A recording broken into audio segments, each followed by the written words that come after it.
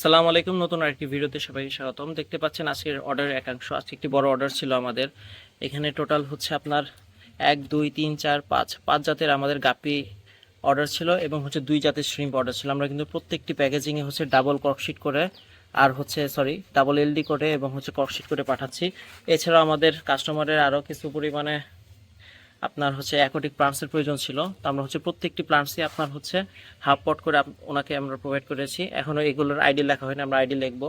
ভাবলাম যে ভিডিওটি করে নেই।